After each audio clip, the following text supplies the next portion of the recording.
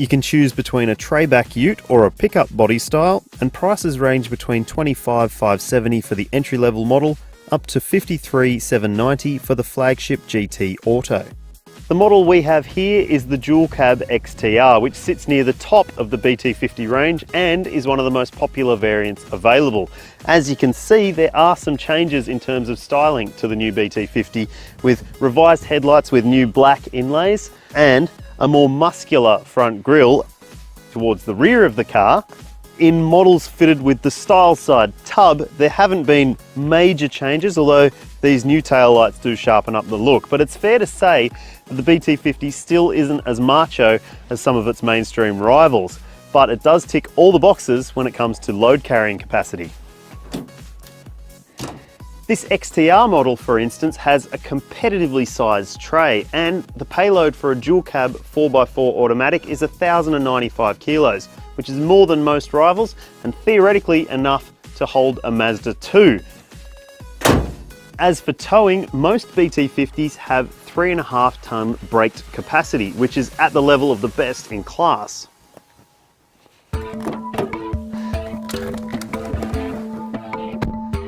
Inside, there have been minimal changes, but there is, in the top two specs, a new touchscreen media system. It's a 7.8-inch colour unit, and it includes a simple but effective satellite navigation system and Bluetooth phone and audio streaming.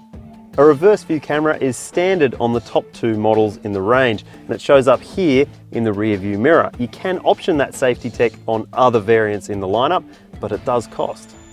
Other areas of the cabin haven't seen much change. There's still the same climate control knobs, instrument cluster and steering wheel, but it's still a smart space, and in dual cab form, it's one of the most spacious on the market.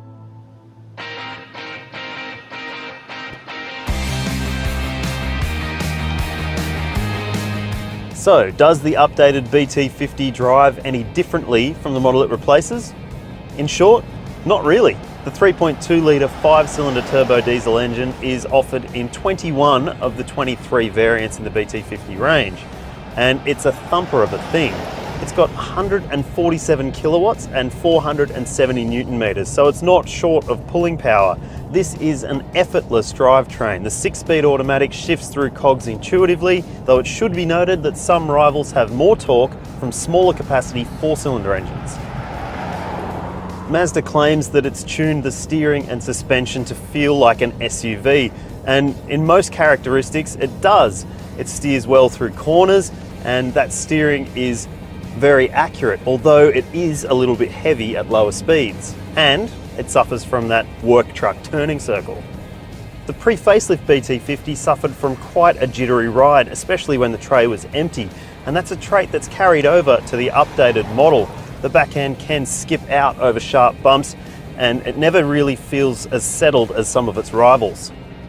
So, this is a dual cab. I better check out what the back seat's like.